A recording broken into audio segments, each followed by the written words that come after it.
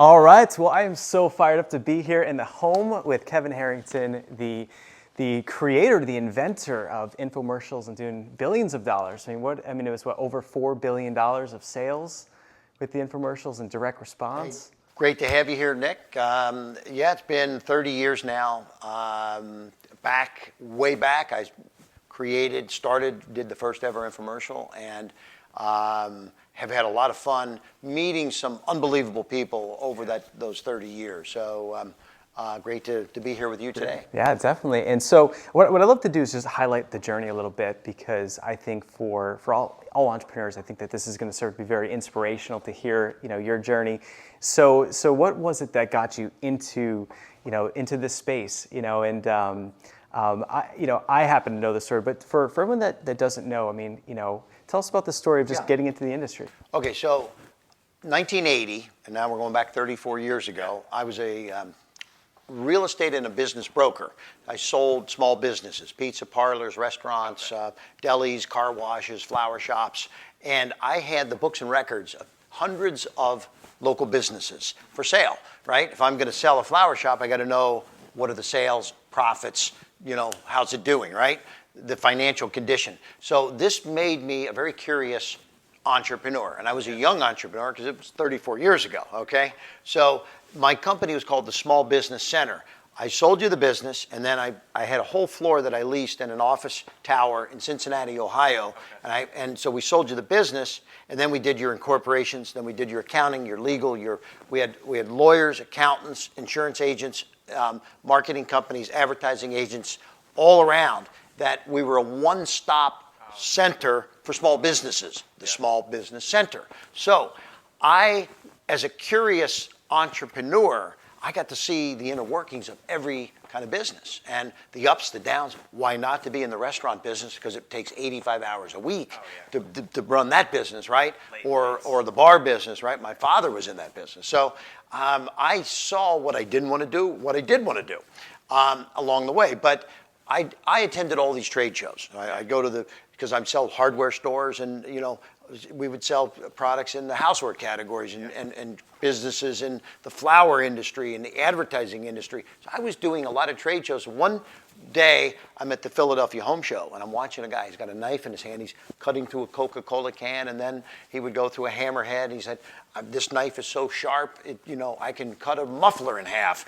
And buy this knife. It's the Ginsu knife set for $15, you get 15 knives." And it was like, I saw this pitch, it was unbelievable, and that's when a light bulb went off in my head. I'm like, I'm selling businesses for $100,000, $200,000. This guy is blowing huge quantities selling knives at $15, right? So I turned the camera on, captured that on film, videotape, put it up on TV, and that was the beginning of my career. So it was the aha moment, and his name was Arnold Morris, and Arnold was one of these pitchmen.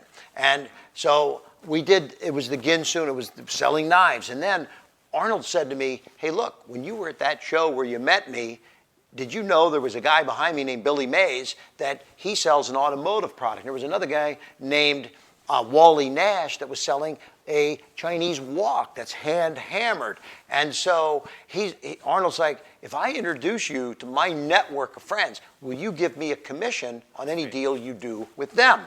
And I said, "Absolutely." So Arnold made millions on the Ginsu, but he made millions introducing me to other people also. So that was the beginning, and this was back in the early 80s. So we were doing the Food Saver, the Jack Lalane Juicer, the New Wave Oven, which is now a product. It's still on the air to this day. In fact, you will still see Arnold Morris on TV today, 30 years later, still selling knives. So, but then we got into fitness with Tony Little. Then the Gazelle. The Gazelle. Never owned one, but I always wanted one. Did the original Gazelle. But then I started doing celebrity products, and there was some good stuff and ups and downs there, because the Hilton family, from Paris Hilton to Kathy Hilton to the Kardashians. We did Kris Jenner, Bruce Jenner, Kim Kardashian's first infomercial, and yes, it was fun dealing with the celebrities, but they also, like Joan Collins was one that we did that was a complete failure. So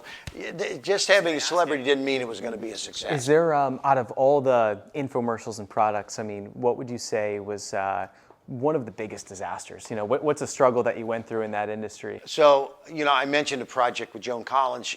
She didn't want to be pitching anything, right? She's like, oh, I'm here to host the show. I'm not selling anything. And I'm like, but I gave you $50,000, Joan. Come on, like that. You know, we didn't give you $50,000 to just sit there and look pretty, right? Okay, you know, you're supposed to do a little bit of selling, right? I mean, who could come on HSN and start selling and hosting instead of selling, right? So the bottom line is, yeah, we had another big disaster with you know, look, his name is Chubby Checker, and he had a fitness product. And I always joke, we should have known, it was the Twisticizer. I said, we should have known with somebody with a name like Chubby, it might be tough to sell fitness, right? So anyway, that was wasn't too successful. So, but we had tons of failures. And so as far as, you know, I mean, there's you know, our audience is entrepreneurs. And so what would you say as far as getting through the failures? I mean, is there anything that you've done,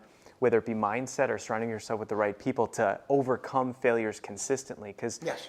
So tell us about that and things Okay, that so you the do. mindset that I've now conditioned myself for, because I used to just get devastated when we failed. And I would put all this time and money into a project and it would fail. And I'm like, wow, this is just terrible. But that is a fact of that business. 1 out of 3 or 1 out of 4 work, which means you're going to fail more than you succeed. Yeah. So what I learned is I need to fail fast and fail cheap. In other words, I lost $500,000 on Chubby Checker. I could have tested before I invested and failed cheaper. So learn how to fail cheaper and fail fast so you can get on to the winners, because you want to focus on the winners, get rid of the losers, focus on the winners. And now something fails, I tweak it. If I can't get it over the hump, scrub it, move on to the next one, right? Because it's just a fact of our business. It's same thing with HSN. HSN has 24 hours a day. All day long, they test new products. If something works, they give it more airtime. If it doesn't, they give it time to tweak. And after a tweak, if it's not working, it's done. Don't come back. And it could be a famous celebrity, by the way. So you just have to know that not everything's going to work. But now I use an HSN to test before I invest big money. Because if I'd have put Chubby Checker on HSN, I could have lost 10 grand and saved me 490,000, because they would have said, this is not going to be a successful project. Right. Don't invest any more money. Which I think is so key, because for entrepreneurs, it's like, I feel like there's so much time spent planning and prepping and thinking, and really it's about validating the market, you know, getting there first. And so is HSN, is that something that someone, if they have a physical product or an idea, that someone can get into, or does it take jumping through some hoops and having connections to get to a place to test It's like very that? difficult to get on the air there unless you know the system. And so I've been a vendor at HSN for 28 years. I've been a vendor at QVC probably 26 years. So it's knowing how to go through the system, because they don't want just a one-off product owner coming in, because they have to spend so much time talking to them, getting the insurances. You know, you got to have, if you're going to sell a fitness product, they want a $10 million umbrella policy. That's 30 grand just for the policy. So you have a 17-page vendor agreement. You got to hire a lawyer to do that. You've got to pay for insurance. So if you're going to get an order, you got to spend 6 months, legal fees, insurance fees. All of a sudden, it costs you 50 grand to get it on. I have all that in place. Sure. I can show it to somebody and get a yes, literally within 24 hours in many cases. So it's partnering with people is one of the key takeaways I'm going to talk about today. You know, and that's a great segue, because it was awesome hanging out here with Anthony and talking about how he basically added value for you first before starting that relationship, and then now you guys have multiple businesses, kind of similar to what we're doing here today. I mean, my goal here is is for you guys to be tweeting, Kevin up and really, reaching out on social, and my goal is to add value in this. And we do have an incredible product and offer that we're going to share with you guys too. But this is part of a relationship building process. So tell us about networking and partnerships and how you go about doing that. So, number one, I love networking. I love partnerships. I founded a couple organizations. 1987, I'm hanging out with a couple guys. One was Michael Dell Computers. Another Ted Leonsis. Yeah. Ted is chairman of Groupon today. He was vice chairman of America Online, AOL. At that time, none of us had made any money. We were small-time, young entrepreneurs. And we said, hey, why don't we get an organization that we can form for entrepreneurs, and for young entrepreneurs specifically, and we did. We called it the YEO, the Young Entrepreneurs Organization. The three of us, a couple others, we put money into an account, started it, formed it, nonprofit, and today it's now called EO, Entrepreneurs Organization. We're in 45 countries. The members do $500 billion in sales, 200 cities, over 10,000 members that pay $5,000 a year to belong. So this is a networking organization. If I go to New York, there's 300 EO members. If I go to Bombay, India, there's 200 members. If I go to London, if you go to Turkey, if you go to Buenos Aires down in Argentina, I don't care where you go, in the major markets in the world, over 200 cities, we have members. So that is very cool to be a founder of that organization. That's networking. Founded another organization called the Electronic Retailing Association that is called ERA. 1990 with Greg Rinker, we started that, and Greg Rinker is one of my biggest competitors. But on that note, I like to partner sometimes with my competitors because you can learn from your competitors. So when you form organizations, you form these kind of groups, all of a sudden your competitors don't look to be the enemy anymore. Sure. And so it's like I said to Greg Rinker one time, well, you know what? You've got a lot of projects you do. I got a lot that I do. Maybe we could collaborate on some. We formed a joint venture, and we started doing projects together because we're both players in the industry. He does a lot of skincare. I do a lot of hard goods like juicers and Gazelles and whatever. So bottom line is when we formed this venture, Greg was very good at continuity products. Beauty and skincare and proactive skincare. Got the Rinker, right? Yeah. So they do $1 billion a year, but it's continuity. So the first product we did when it was a fitness product, yeah, he's like, where are you going to make continuity with this customer? And I'm like, I'm used to just selling one Gazelle, one Tony Little product, right? Well, what do you mean continuity? Well, let's come up with vitamins. Let's come up with fat burners. Let's come up with something we can auto ship. So, wow, eureka. I learned a lot from my competitor. So partnerships are amazing. Networking can be a game changer. And to this day, there isn't a week that goes by that I'm not getting a phone call from someone from EO or ERA, two of the organizations that I was part of. But even beyond that, I still love the network and chambers of commerce meetings. And there's a lot of these startup incubator companies that are popping up all over the place. I'm getting involved with a lot of those too. Okay. So a couple things I'm pulling out is I think what's cool is, so basically by you founding those organizations, it's like you're putting yourself in this power spot where as you built out the organizations, I mean, you're one of the founders, so of course a lot of the network's going to look up to you. I think about that, I mean, wouldn't it be safe to say that if someone were to start a mastermind in their niche with some of the key top players, even if they weren't fully established, or if they weren't at the top of the food chain in their industry, couldn't they start that meeting and add value by being the person that starts it, or start the networking meeting or a mastermind? I feel like that might be a good takeaway for someone that if you want to start to grow your network, be the person that creates the value. I mean, back in Connecticut, I used to run these happy hours, and I would pull in influential people from town.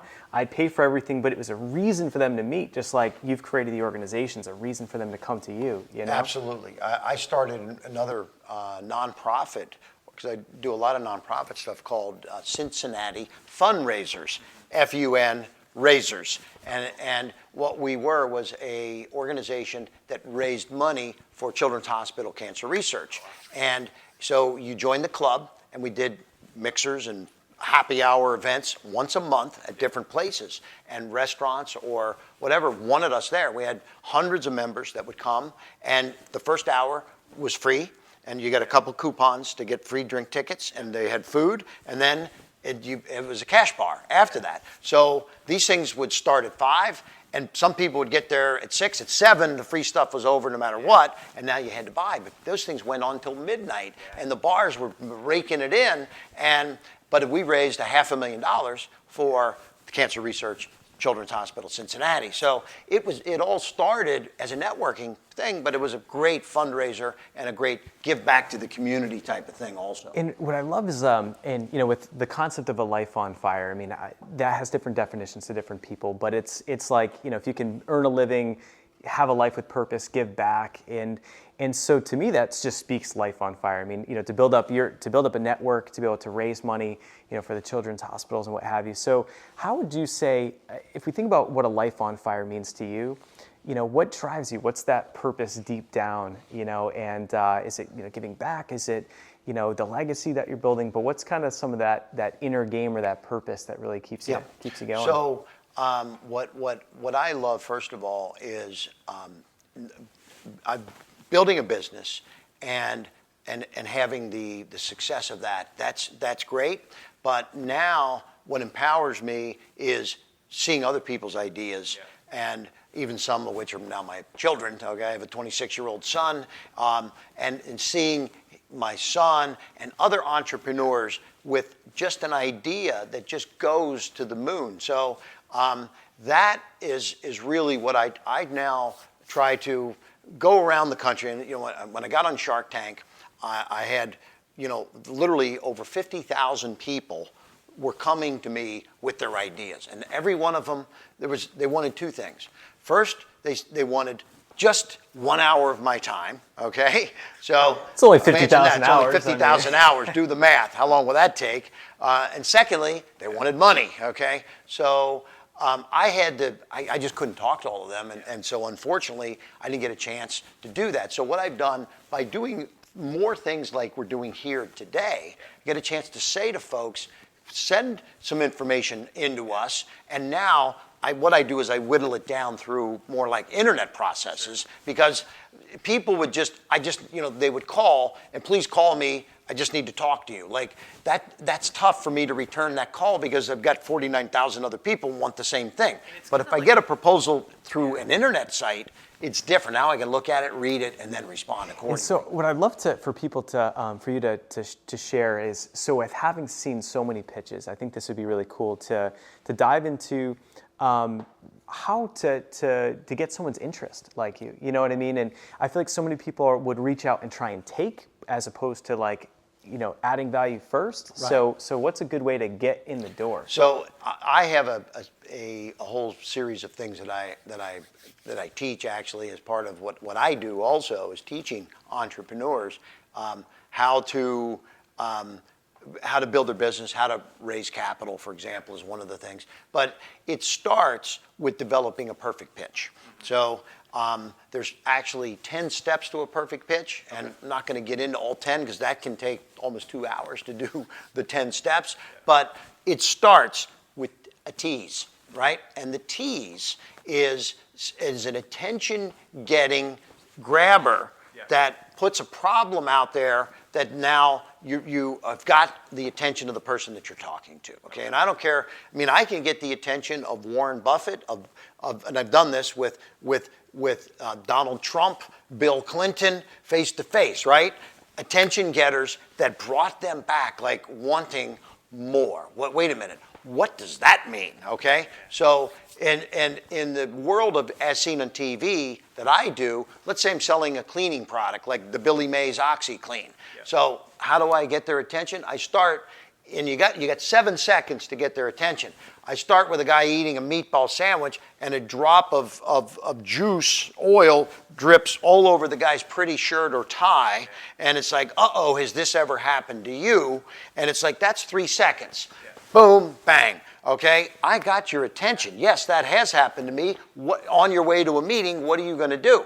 So now you got to solve the problem and solve it quickly with magical transformations, et cetera, et cetera. But the bottom line is there's a sequence that you have to use. And I did it. I'm sitting in Donald Trump's office. He said to me, I walked into his office in a meeting and to pitch him something, and he said, and I went to grab the chair to sit down. He says, no, you're not sitting down. He said, you got 20 seconds to tell me what it is you're here to pitch me for, and if your answer isn't good enough, you're going to get the hell out of my office, okay?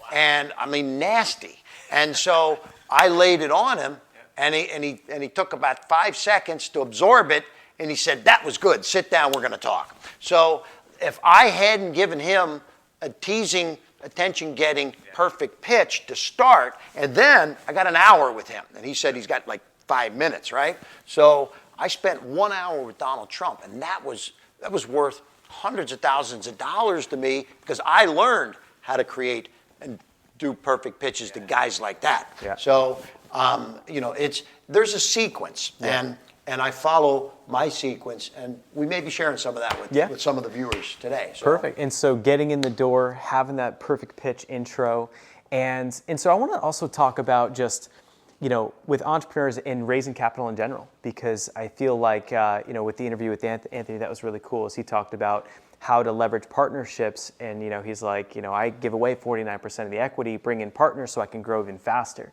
And so I think with a lot of, entrepreneurs that are watching right now, it's can I bring on a partner, or can I leverage someone's brand so I can grow even faster? So, how do you look at, for someone that is out there that is interested? I mean, what's your advice on getting partners and the value of raising money? And so I have a book that I call it the Battle Plan, the Maverick Battle Plan on how to raise money from investors, right? Yeah. So one of the things people don't realize when you're in a money raising mode is that there are millions and millions of investors out there, first of all, okay?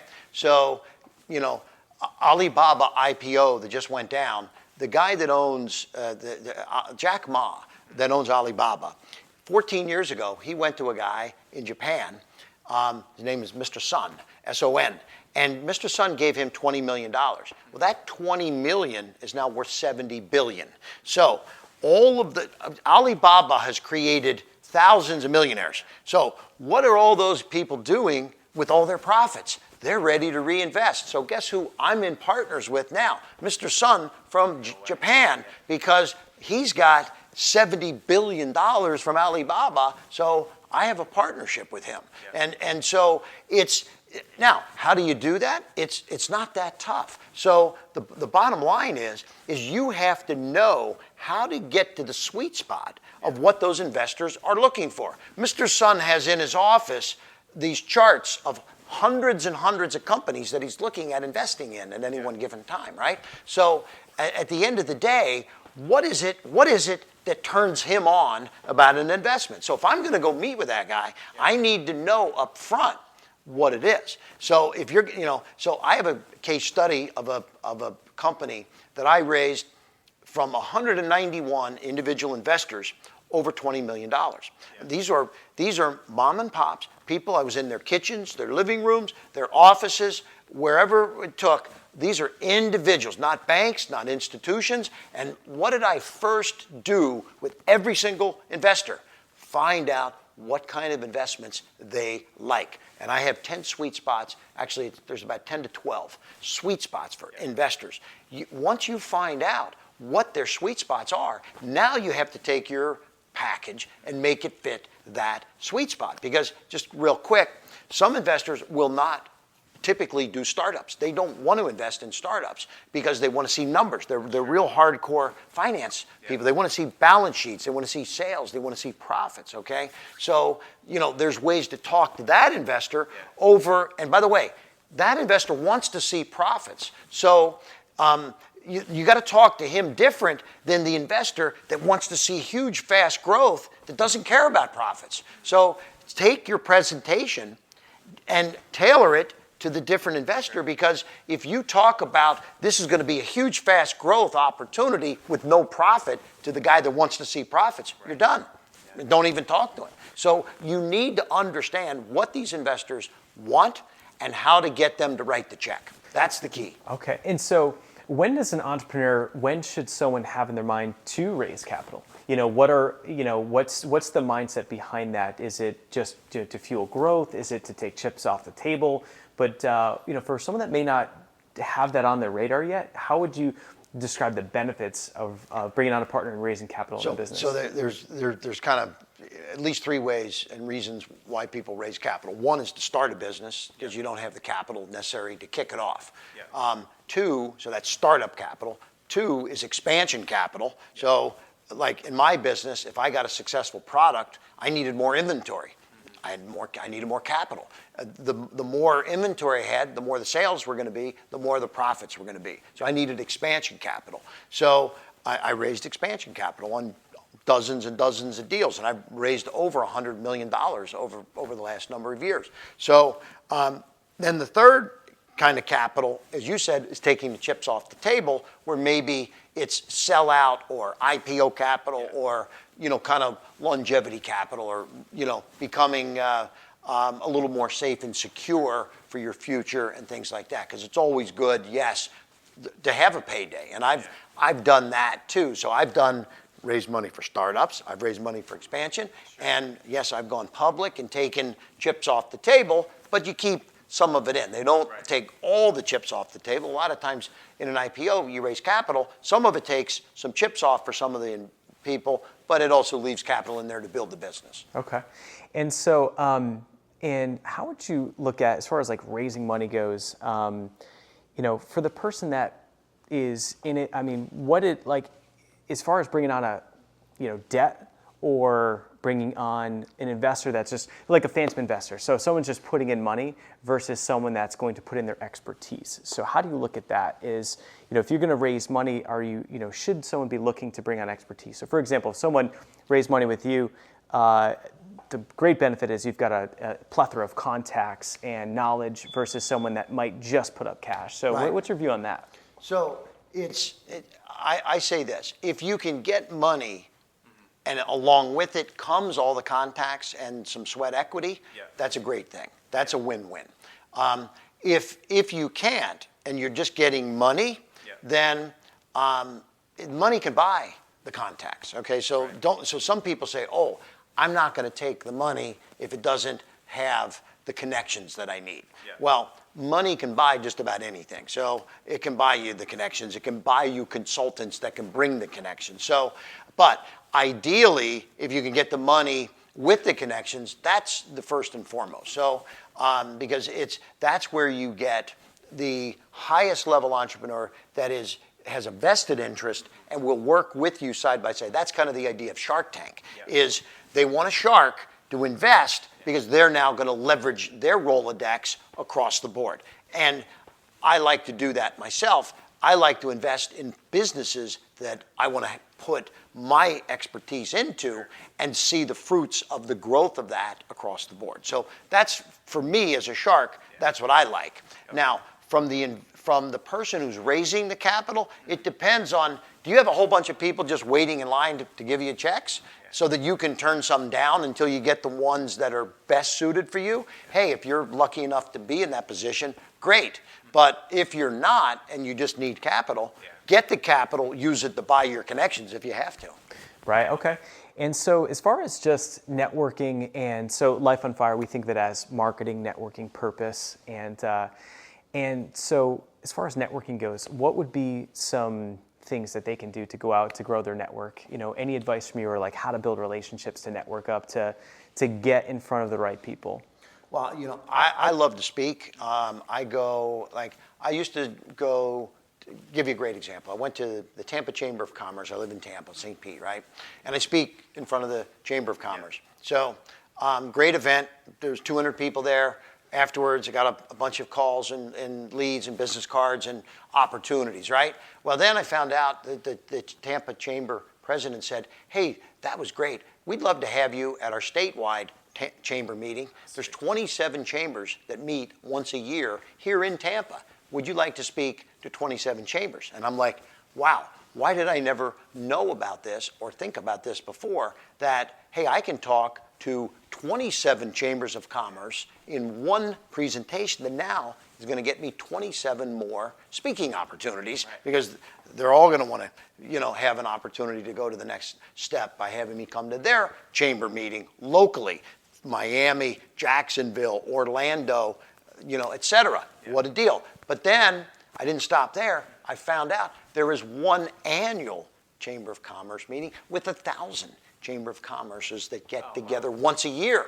So, I mean, if you're going to network as smart as you can. Okay, so what you can do one, or you can do 1,000. So just I like to think smarter nowadays, because my time is limited. I don't have the opportunity to just go speak wherever I want anymore, because I'm just too busy. So I try to pick and choose those golden gems, and the ones that are going to give me the best opportunity, and not just I go speak and I'm done, but I get what's coming back to me in return.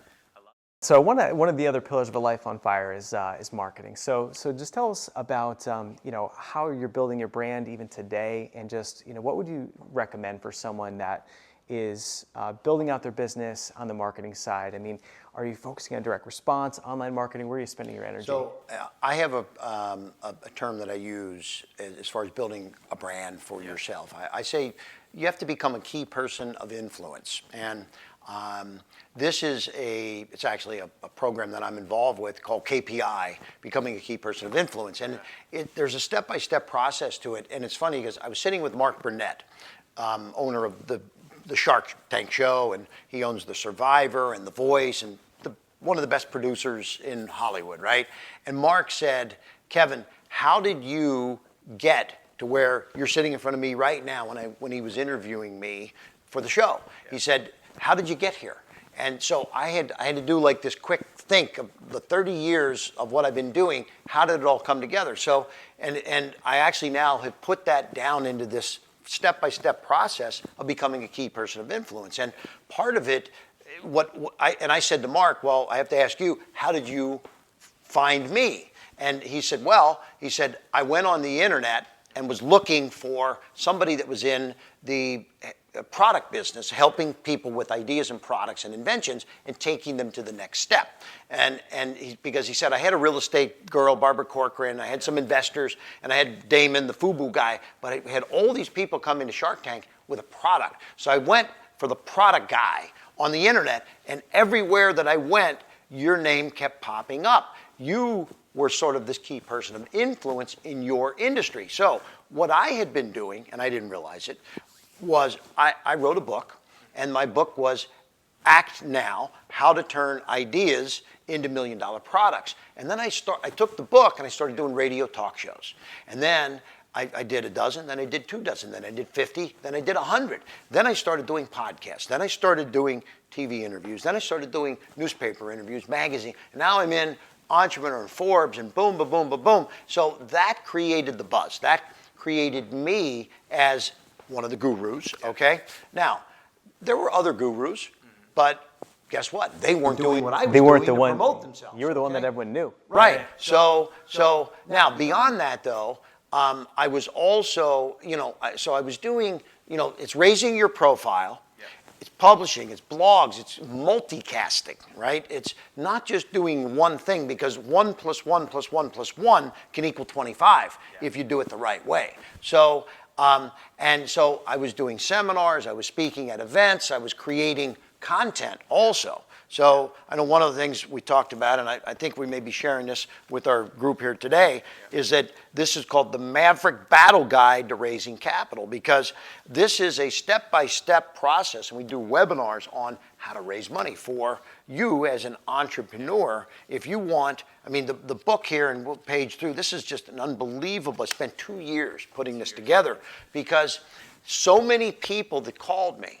I mentioned it earlier, they wanted really 2 things: an hour of my time and cash. Okay, so so I said, look, let's say I can give you some part of my time. That's easy, but I'm not going to invest in 50,000 deals, but I'm going to show you how to get the investors to invest in your idea. So this comes with a full workbook, and this is hundreds and hundreds of pages of really how to do it. And this is all in a webinar, and it's very powerful, because the average person that's trying to raise money for their idea, they're trying to build their brand, raise capital, take themselves to the next step. They don't realize there's millions and millions and millions of investors out there that are actually seeking a hot new deal. They want it. They're begging to find you with your idea. So it's just getting yourself into the right place so you can meet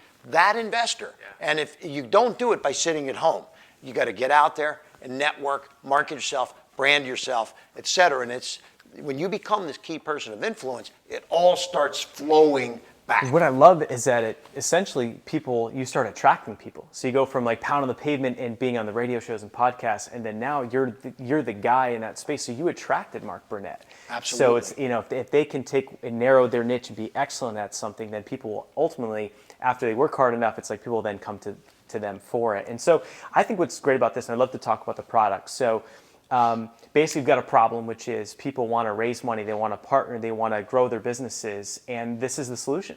So, like, walk us through what would happen in who this serves, this product, and then I wanted to just talk through like what is the outcome. Someone goes through that product, and what does the end look like? Is it raising capital, getting a partner? Yes. So it's funny because last week I was in a room with 500 people I was speaking to, and I said, how many here want to raise capital? Raise your hands. And only like 10 or 20 hands went up. So I'm like, okay, so the other 460 people out of the 500 or so, you have no desire to raise capital because you don't think you're ever going to be successful enough that you need more money to expand your business. I mean, every entrepreneur should be thinking about the time when they're going to need to raise capital. And by the way, the best time to raise capital is before you get into dire straits and your back is against the wall and you absolutely have to have it. Because when someone comes to me and says, I need money and I need it within 48 hours, I'm done. I'm not even going to take the call or take the meeting. When someone comes to me and says, I'm 4 months out from launch and I'm looking to get some good partners involved and can I share my business plan with you? Now we can have an intelligent conversation. So you don't wait until the last minute. Don't wait until you're ready to close the doors down, right? So there's a mental preparation for raising capital, and I call it the battle guide, if you can see that, because it is you have to look at it as if it's a war. You got to be mentally tough. You got to have the right tools. You got to have the right armor. You don't take a knife to a gunfight, okay? So, raising capital is you got to have the right business plans. You got to have the right executive summaries. Things have to be short and sweet. And then again, I talk about the perfect pitch. So part of this becoming a key person of influence and raising capital is creating the perfect pitch that will be attracting to the specific investors that you're looking for. So, because I mentioned earlier, there's investor sweet spots, and you need to target your pitch to the investor sweet spot so that you can get them interested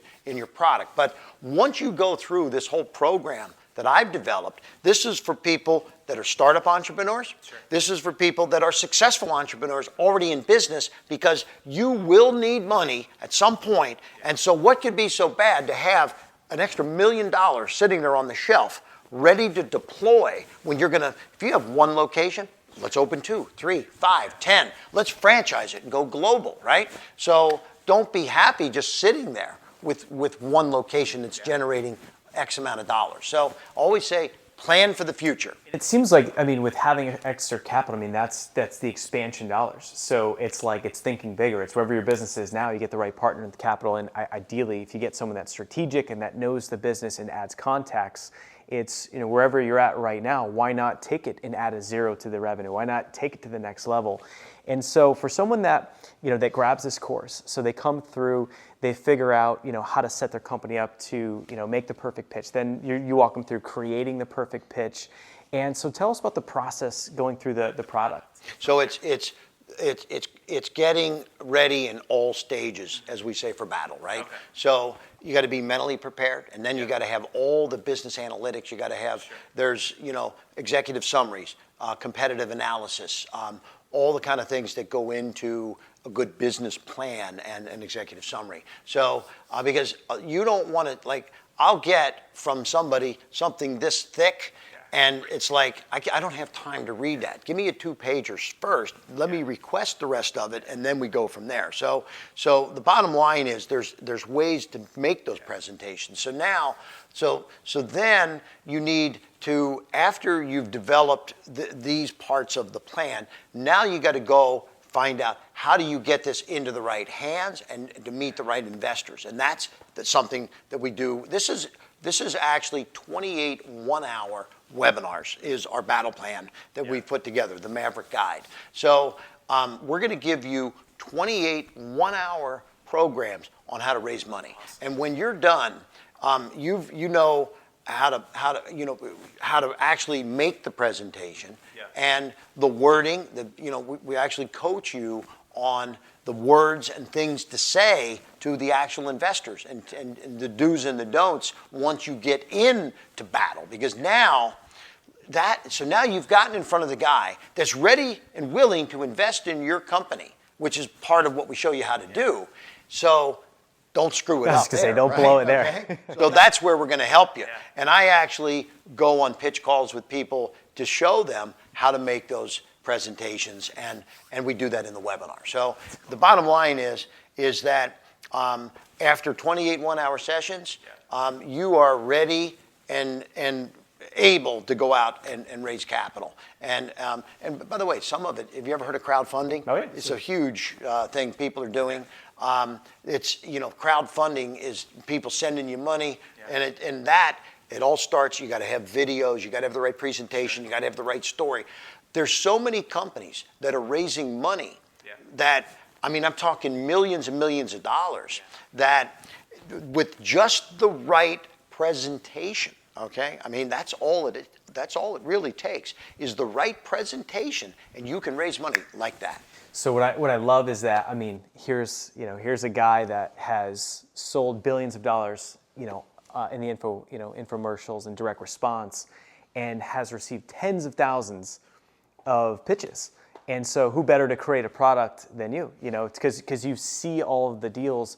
And so what's great is that, if you're looking to, take your business to the next level, get those expansion dollars, and to grow, seek partnerships. It's like, this is the A to Z. It sounds like you've got everything A to Z in there. Let me give you one last tip here. Yeah. Okay, so many people are all concerned just about themselves. They've got the greatest idea. They're going to be huge. It's going to be successful. Everyone's going to want to buy it. That's great, fine. But when you're talking to an investor, the investor wants to know, what's in it for me? When do I get my money back? And tell me that, okay? So tailor your pitch to the investor. And so I have a pitch I use to an investor. I need $1 million.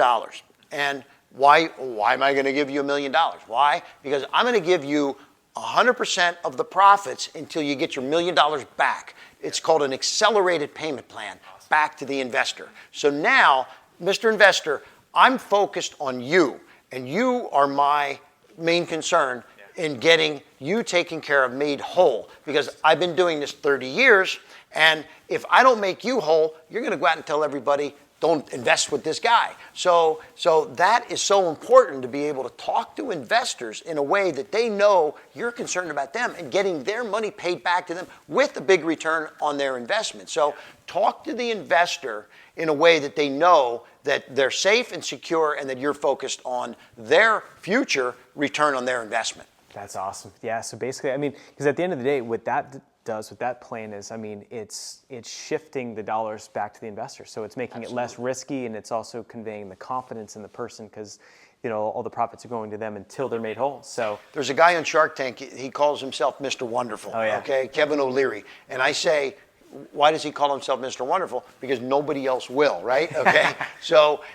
But he is always focused on one person, himself. Okay, but that's every investor. They're focused on themselves. So he comes off sometimes a little harsh or nasty in the show, but it's because he's an investor, and either show me why I should write the check or get out of here. I don't need you. I got 10 other guys waiting behind you right now today. So you've got to be able to speak the language of the investor, and that's what the Maverick Guide, Battle Guide does for you. This is going to show you how to get them to write the actual checks. This is very powerful stuff. Comes with a workbook, the 28-hour webinar. So killer deal. And good, this is brand new. This is launching as we speak, and so the price point is $997. $997 for 28 one-hour webinars. Awesome. So you get the knowledge of Kevin, and $997 for that. And what we're going to do too is we're going to have a special bonus that we're going to throw in as well. And so if you want to expand your business, raise capital, and be able to bring on the right partner. And is there a network too of investors too? Because yes. And so tell us about that access. Yes. So Maverick is as we launch, and we are launching actually this month, the month we're in right now. We have developed a network of investors all over the world. A lot of them here in the U.S., though mostly here in the U.S., that are looking for sweet spot investments. So we actually will be putting you through our network in touch with them, and it actually is one of the easiest parts of what we do is finding the people willing to invest, because there's so much capital out there. There's been so many big deals that have been big success. There are people who have made money that they're looking to deploy that capital. So we have that network that we make available to our people to come through our program on a first option basis. Awesome. So you're getting direct access to capital too. I mean, and so basically you follow the plan, cook up the pitch, make all the docs happen, and then you guys have access to investors and people that have money. I love hearing that. There's an abundance of investors out there. So really cool. Well, awesome, man. Well, I also want to just make sure everyone's able to connect with you. So what's the best way for folks to reach out with you on social media, for Twitter, and for how do you like to interact with people? You know what? I don't even give all the Twitters and all that, but it's Harrington Kevin and Skype and Twitter and some of that stuff. But my email, Kevin Harrington, 7810@gmail.com. That is one of the best ways. That is a private, personal email, and I've got the 7810 because it's an old number I've used for a long time. So I know you'll get me on that exact email. Kevin Harrington, that's spelled HARRINGTON, 7810@gmail.com. Awesome. Okay.